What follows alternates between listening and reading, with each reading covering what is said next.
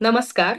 विज्ञान भारती आयोजित सृष्टीज्ञान व्याख्यानमाला भारतीय वैज्ञानिकांची जीवनगाथा व योगदान व्याख्यानमालेत मी डॉक्टर कीर्ती बडवे, समन्वयक सृष्टीज्ञान मासिक व भारतीय विज्ञान भारती पश्चिम महाराष्ट्रतर्फे आपल्या सर्वांचे मनःपूर्वक स्वागत करते.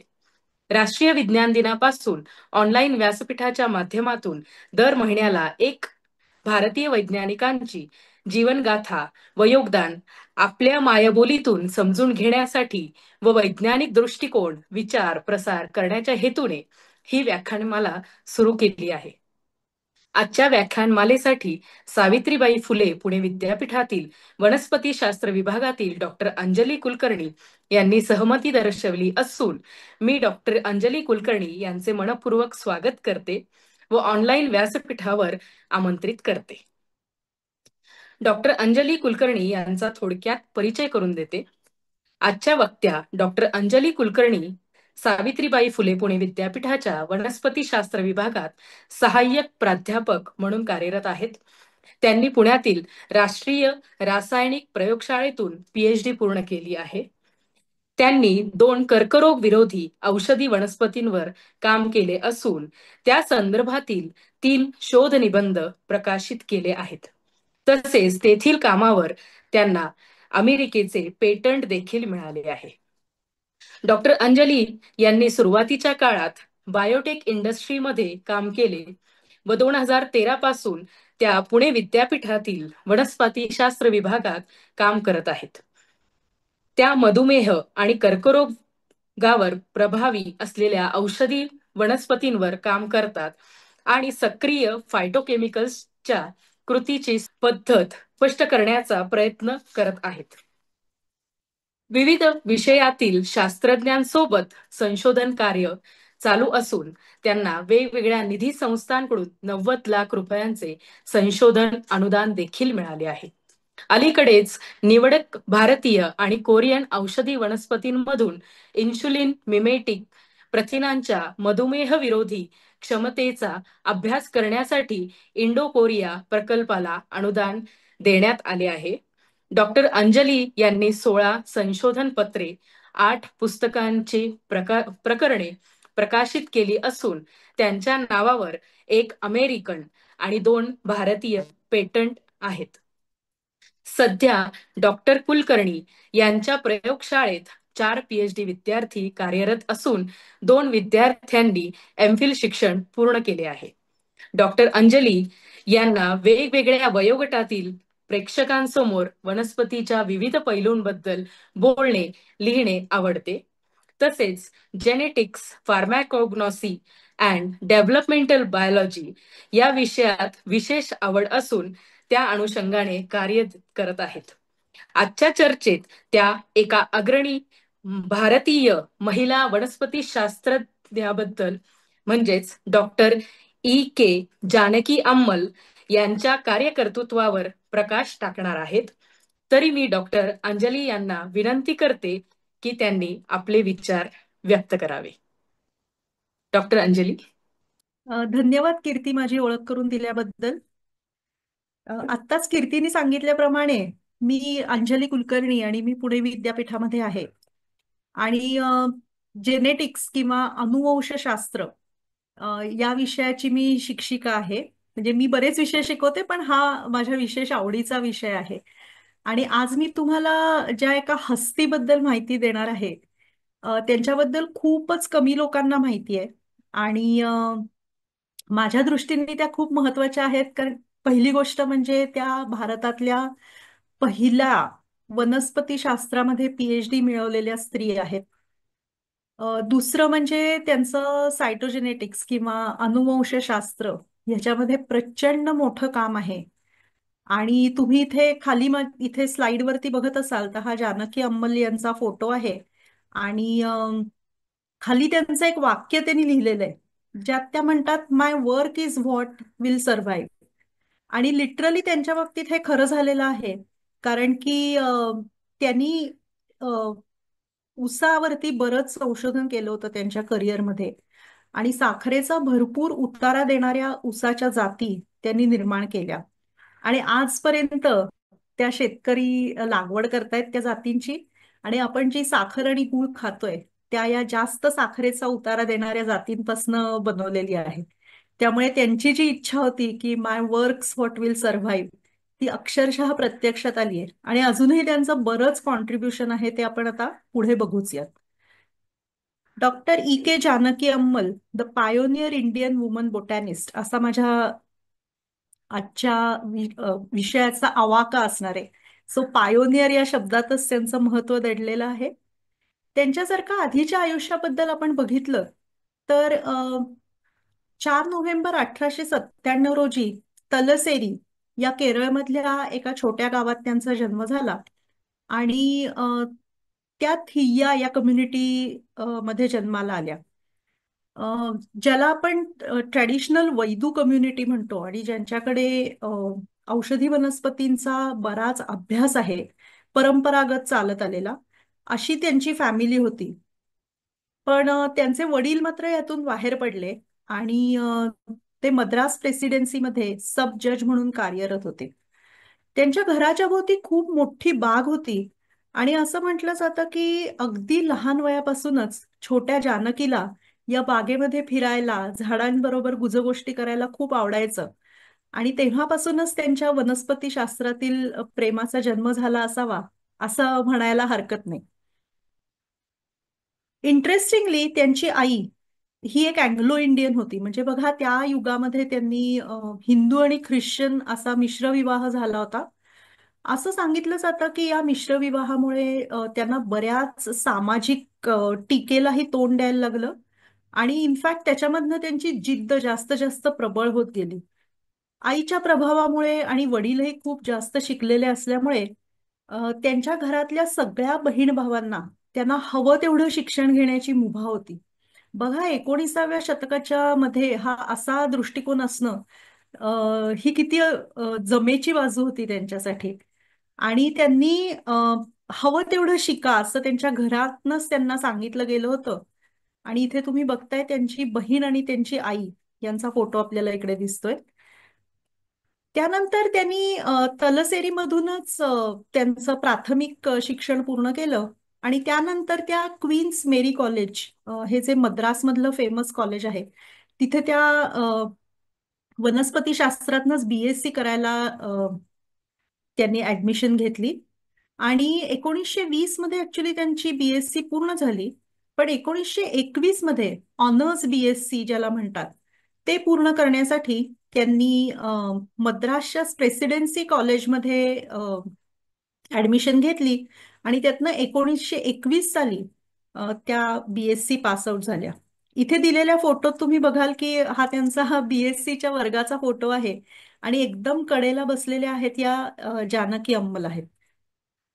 बीएससी पूर्ण झाल्यानंतर त्यांनी विमेन्स ख्रिश्चन कॉलेज, मद्रासमधलंच एक खूप प्रसिद्ध कॉलेज आहे, इथे 3 वर्ष शिकवण्याचं काम केलं. पण त्याच्यानंतर त्यांचं मन काही शिकवण्यात तेवढंसं रमत नव्हतं. त्याच वेळेला त्यांच्या वाचनात एक जाहिरात आली, ज्याच्यामध्ये कसली जाहिरात होती ती, तर त्याच वर्षी बार्बर स्कॉलरशिप, ही स्कॉलरशिप एशियन स्टुडंट्ससाठी युनिव्हर्सिटी ऑफ मिशिगननी सुरू केली होती, स्पेशली एशियन विमेन स्टुडंट्स. आणि त्यांनी त्या स्कॉलरशिपला अप्लाय केलं आणि त्यांना ती मिळाली पण. आणि 1924 मध्ये त्या भारतातनं अमेरिकेमध्ये रवाना झाल्या. आणि युनिव्हर्सिटी ऑफ मिशिगन मध्ये त्यांनी त्यांचं एमएससी पूर्ण केलं 1926 साली. त्यानंतर मध्ये एक थोडासा काही वेळेचा त्यांचा ब्रेक झाला.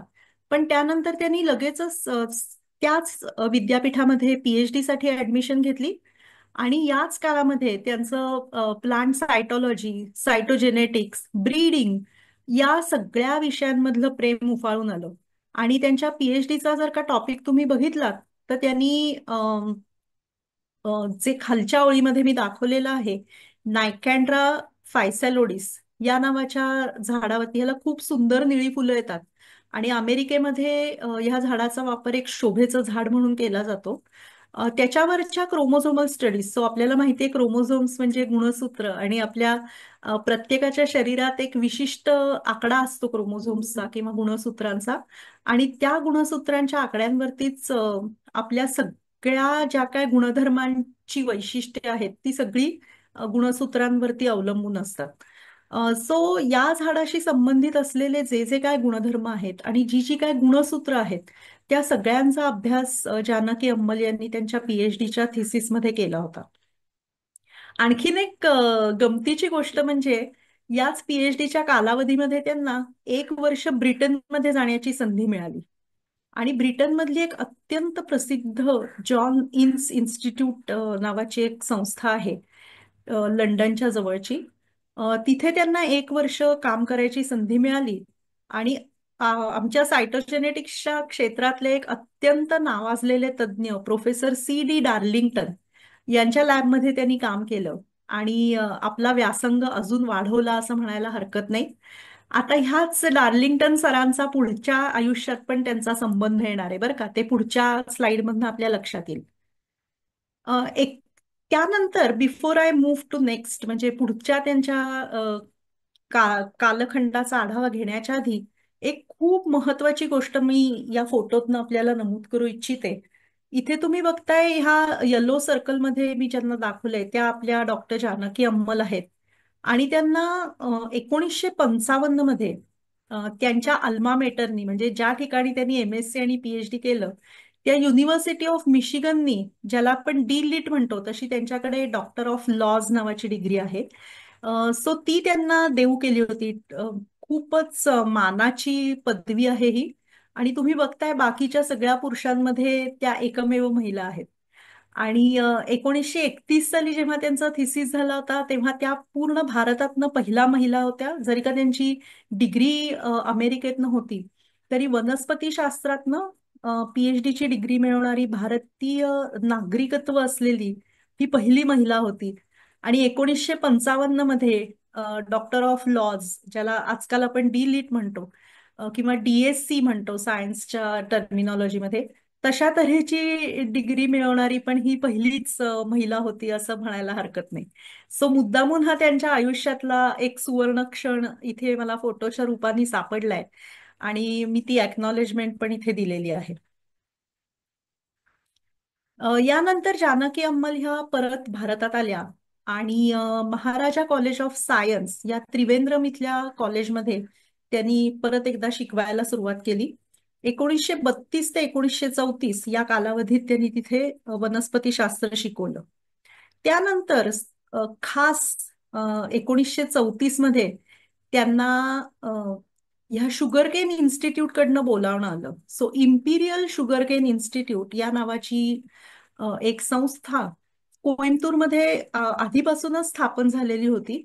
आताचं त्याचं नाव आहे शुगरकेन ब्रीडिंग इन्स्टिट्यूट. ही ब्रिटिशांनी स्थापन केलेली होती कारण आपल्याला माहितीये ऊसाची शेती आणि त्याच्या निमित्ताने गुलामांची होणारी प्रचंड वाहतूक हे ब्रिटिशांच्या जुलमी राजवटीतलं एक महत्वाचं तंत्र होतं.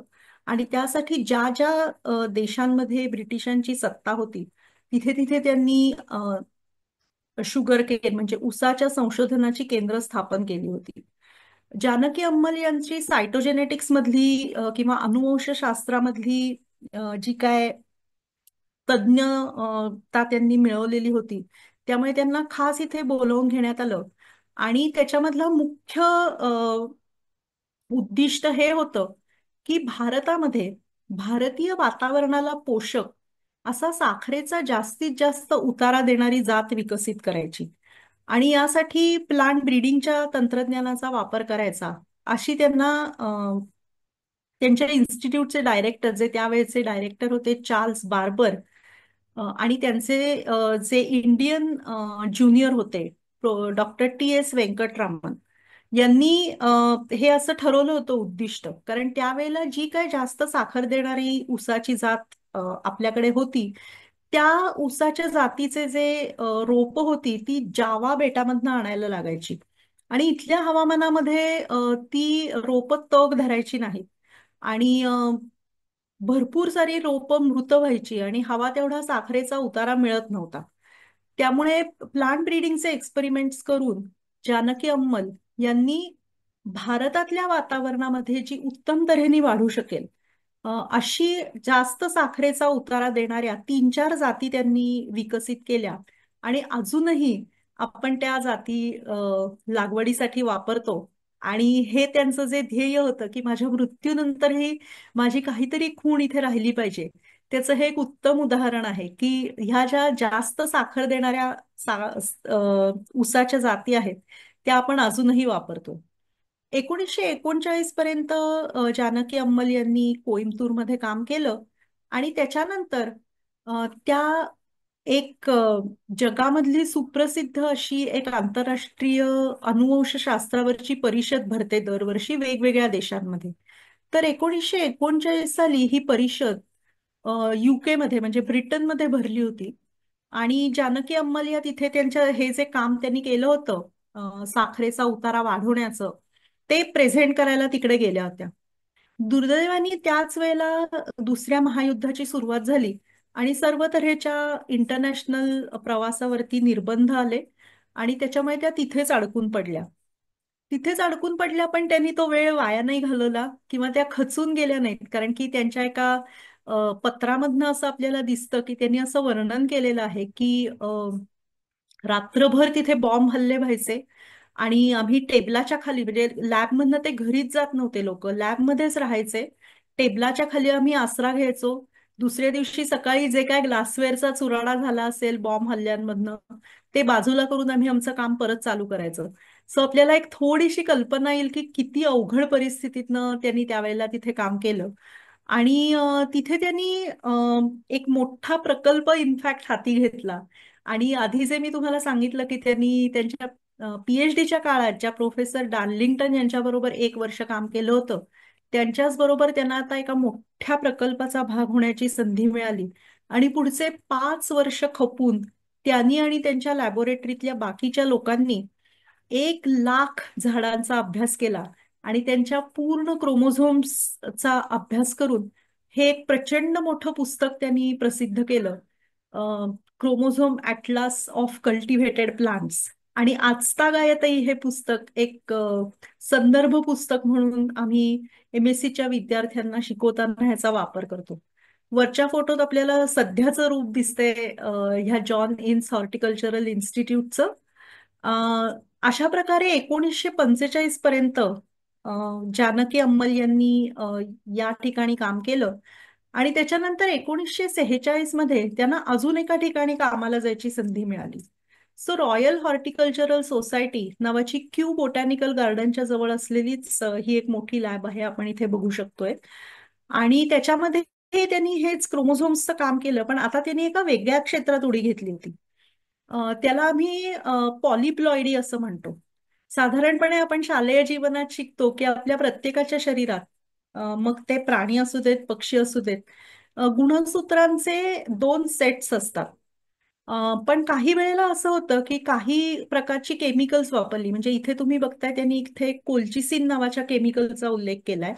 त्याचा जर का आपण वापर केला तर ही जी गुणसूत्रांची संख्या आहे ती आपल्याला वाढवता येते. आणि असं बघण्यात आलंय की विशेषतः झाडांमध्ये जर का आपण अशी केमिकल्स वापरली आणि पॉलिप्लोइड प्लांट्स तयार केली तर आपल्याला झाडांचा आकार मोठा करता येतो, त्यांच्या फुलांचा फळांचा आकार मोठा होतो. आणि मग तुम्ही विचार करू शकता की त्याला केवढं मोठं कमर्शियल पोटेन्शियल आहे. आणि जानकी अंमल यांनी आता ह्या अप्लाइड रिसर्चमध्ये उडी घेतली, म्हणजे आपण म्हणतो ना की एक लॅबोरेटरीत करायचं काम असतं आणि त्याचा बाजारात कसा उपयोग होईल ह्याचं पण उत्तर मिळवणं आपल्याला खूप आवश्यक असतं. सो त्याप्रमाणे त्यांनी ह्या बऱ्याच उत्तम प्रकारची फुलं आणि फळं देणाऱ्या झाडांवरती कामाला सुरुवात केली. आणि क्रोमोझोम नंबर वाढवण्याचा किंवा गुणसूत्रांचा नंबर वाढवण्याचा प्रयत्न त्यांनी चालू केला.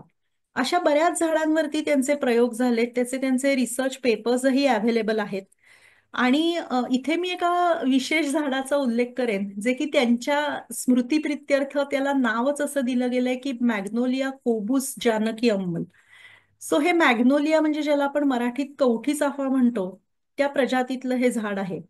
आणि इथे तुम्ही बघताय की हा फुलांचा आकार प्रचंड मोठा आहे. आपलं कवठी चाफ्याचं फूल एकदम छोटं असतं, पण ह्या कोल्चिसिनचा वापर करून त्यांनी पॉलिप्लॉइड झाडं तयार केली ह्या मॅग्नोलियाच्या झाडाची. आणि ती एकतर भरपूर वाढतात पण फास्ट वाढतात. आणि शिवाय त्यांच्या फुलांचा आकारही मोठा असतो आणि फळांचा आकारही मोठा असतो. त्यात बिया पण जास्त मिळतात. त्याच्यामुळे नर्सरीवाल्या लोकांमध्ये ही मॅग्नोलिया कोबूस जानकी अंमल नावाची जी जात आहे ती खूपच प्रसिद्ध झाली होती. आणि अजूनही युके मध्ये तुम्ही गेलात तर तुम्हाला ठिकठिकाणी सार्वजनिक ठिकाणी सुद्धा ही जात लावलेली दिसते. त्यानंतर एक इंटरेस्टिंग घटना घडली. 1951 साली, सॉरी, 1951 साली जानकी अंमल अ, यांची आपले त्यावेळेचे पंतप्रधान जवाहरलाल नेहरू यांच्याशी भेट झाली काही कामानिमित्त. आणि नेहरूंनी त्यांना आग्रह केला की तुम्ही आता भारतात परत या.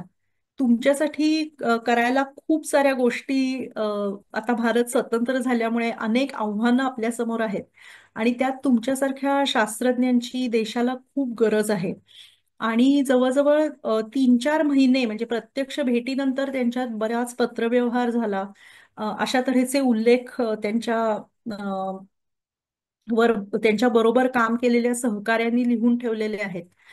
आणि शेवटी 1952 मध्ये डॉक्टर जानकी अंमल ह्या ब्रिटनमधला त्यांचा एवढा मोठा चांगल्या तऱ्हेने चांगलेला रिसर्च सोडून अ, पंडित नेहरूंच्या आग्रहाखातर भारतात परत आल्या. आणि त्यांची नेमणूक as an officer on special duty किंवा ॲज OSD म्हणून BSI मध्ये झाली.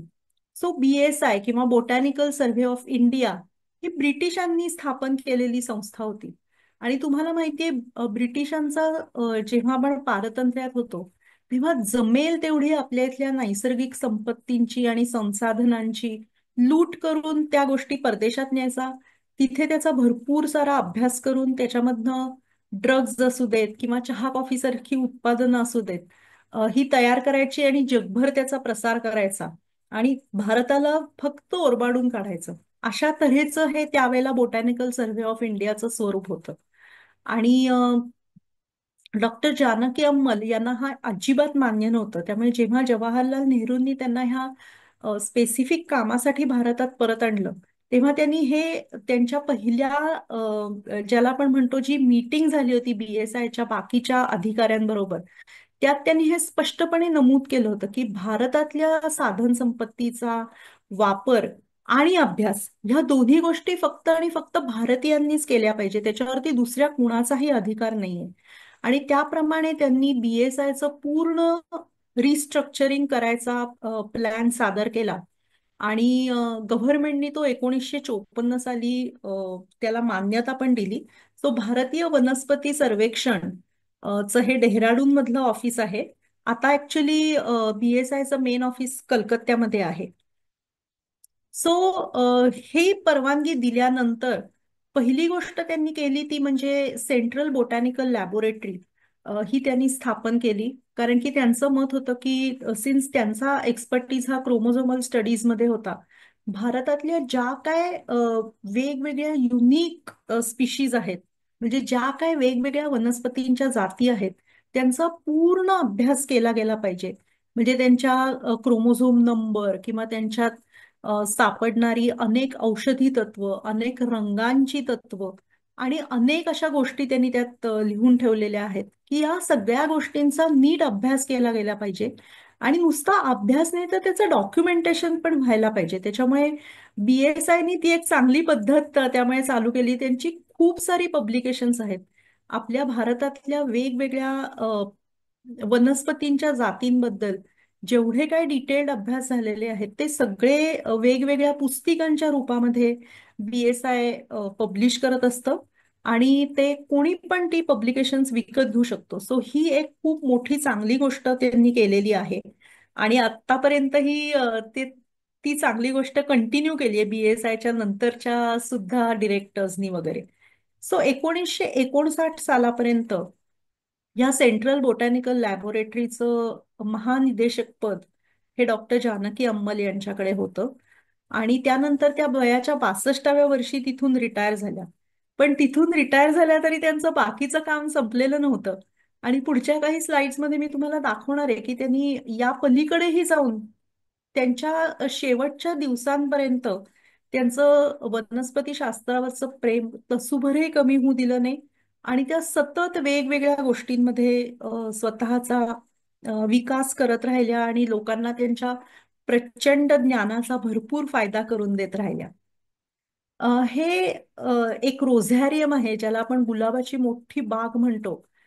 ही कलकत्त्याच्या बोटॅनिकल गार्डनमध्ये मुद्दामून तयार केली गेली आहे जानकी अंमल यांच्या स्मृतीप्रित्यर्थ. 2019 साली ही बाग तयार केली गेली आणि त्यांच्यासाठी ही डेडिकेट केली गेली.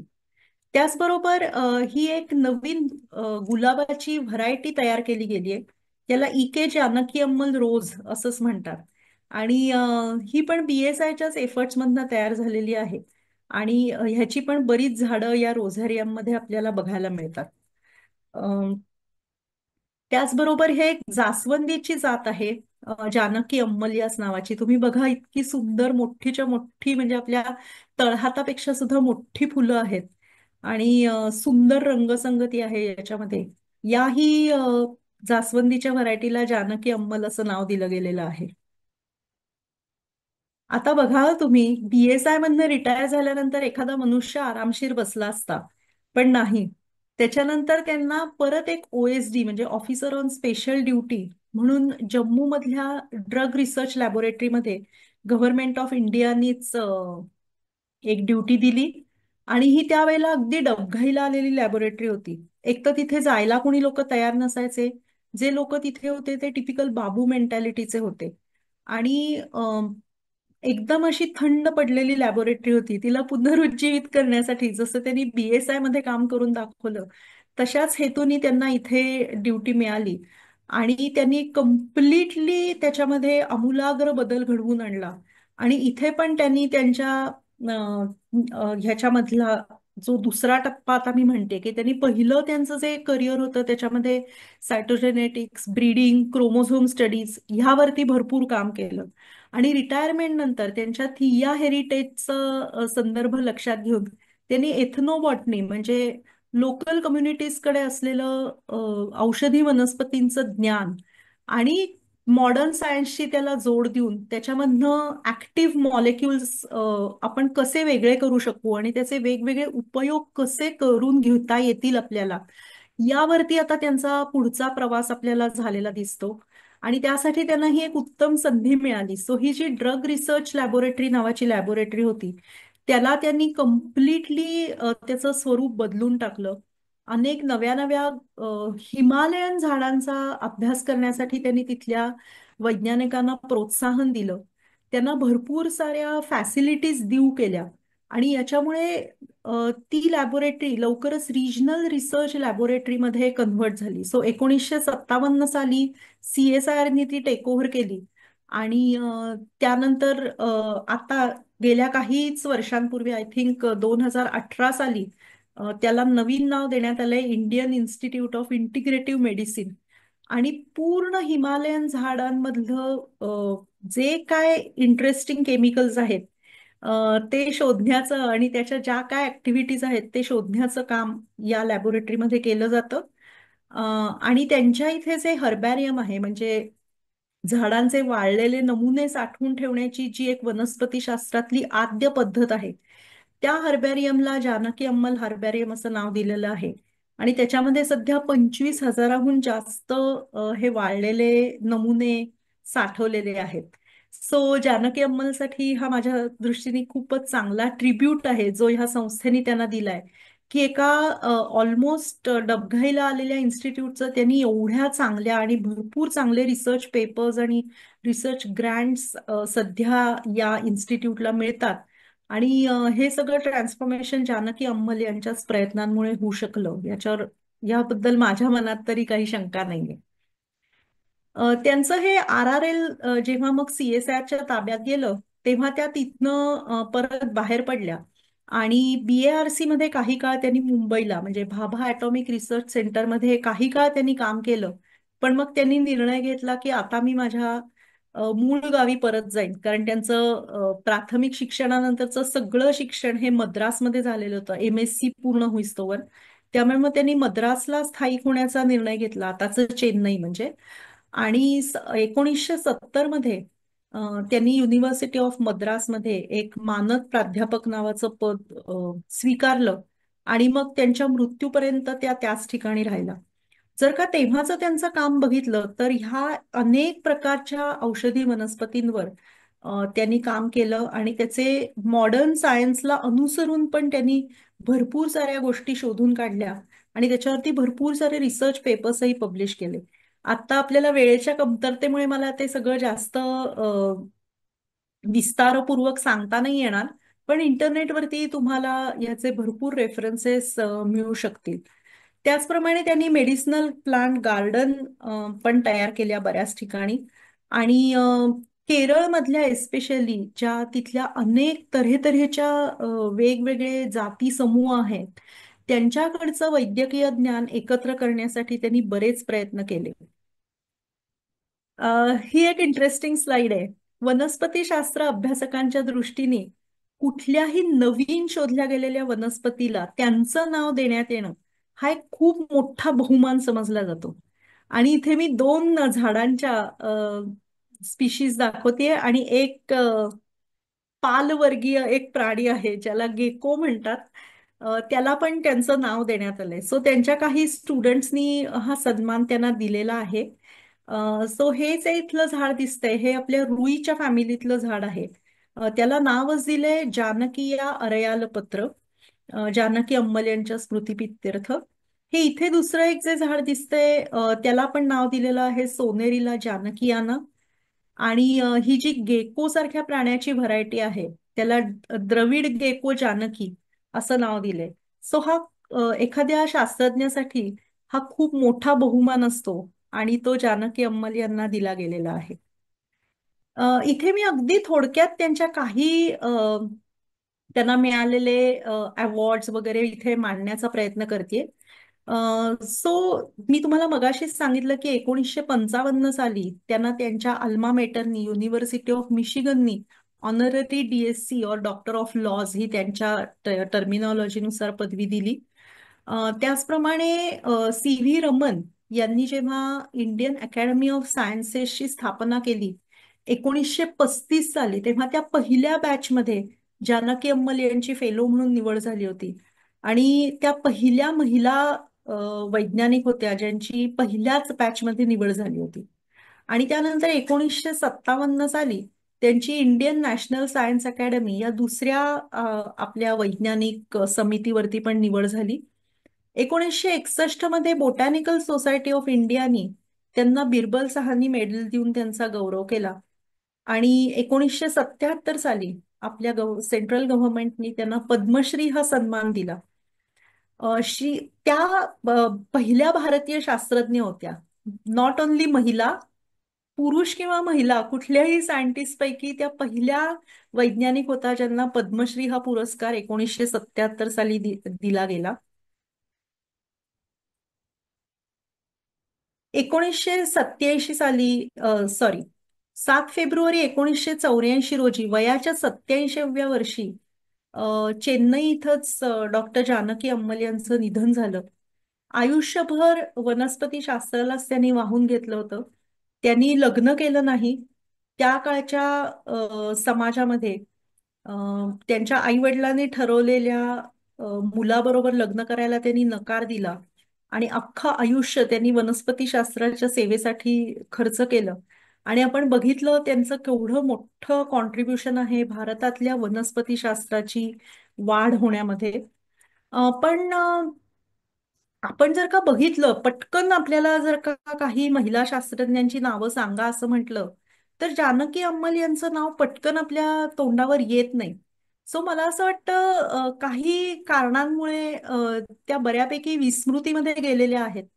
आम्ही आमच्या विद्यापीठातील वनस्पतीशास्त्र विभागामध्ये त्यांच्या आठवणी प्रित्यर्थ एक जानकी अंमल मेमोरियल सिरीज लेक्चर्सची चालू केली आहे. आणि त्यात आम्ही वेगवेगळ्या भारतातल्या, भारताबाहेरच्या जेव्हा ते अवेलेबल असतील तेव्हा या सगळ्या बोटॅनिस्टना बोलवून आम्ही त्यांच्या स्मृतीप्रित्यर्थ ही एक व्याख्यानमाला चालू केली आहे. आणि प्रत्येक व्याख्यानाच्या सुरुवातीला आम्ही त्यांचा परिचय करून देतो, जेणेकरून जी नव्याने आमच्या इथे येणाऱ्या MSc च्या बॅचेस आहेत त्या सगळ्यांना या एका महत्वाच्या सेवाव्रती अ, वनस्पतीशास्त्रातील वैज्ञानिकाचा परिचय व्हावा. आणि त्यांनी निर्माण केलेल्या वेगवेगळ्या फुलांच्या जाती, अ, उसाच्या जाती, अ, त्यांनी केलेलं एथनो मेडिसिन मधलं काम, याचा आपल्याला विसर पडू नये, हीच आमची इच्छा आहे आणि हीच आमची त्यांना श्रद्धांजली आहे. धन्यवाद. धन्यवाद अंजली मॅडम. भारताच्या पहिल्या महिला वैज्ञानिक ज्यांना 1977 रोजी पद्मश्री पद्मश्री पुरस्काराने सन्मानित केले अशा डॉक्टर जानकी अम्मल यांनी आयुष्यभर वनस्पतीशास्त्र सेवेसाठी कार्य केले. डॉक्टर जानकी अम्मल यांच्या अद्वितीय कार्याच्या परिचयाने आम्ही अगदी भारावून गेलो आहोत. देशासाठी समर्पित प्रामाणिक कार्यरत डॉक्टर जानकी अम्मल यांच्या कार्याचा आढावा डॉक्टर अंजली यांच्या अप्रतिम संभाषण कौशल्यातून अनुभवण्याची संधी आपल्या सर्वांना मिळाली. यासाठी मी डॉक्टर अंजली यांचे सृष्टी ज्ञान व विज्ञान भारतीतर्फे पुन्हा एकदा मनपूर्वक आभार व्यक्त करते. तसेच या ऑनलाईन व्यासपीठाच्या माध्यमातून पुन्हा एकदा सर्वांना आवाहन करते की आपण सृष्टीज्ञानचे वर्गणीदार व्हावे. आपल्या संपर्कातील शालेय संस्था, विद्यापीठ, महाविद्यालय तसेच विद्यार्थी, शिक्षक, आप्तेष्टांना सृष्टीज्ञानबद्दल माहिती अवगत करून द्यावी व सृष्टीज्ञान जास्तीत जास्त लोकांपर्यंत पोहोचण्यासाठी सहकार्य करावे अशी अपेक्षा व्यक्त करते व सर्वांना धन्यवाद देते. धन्यवाद.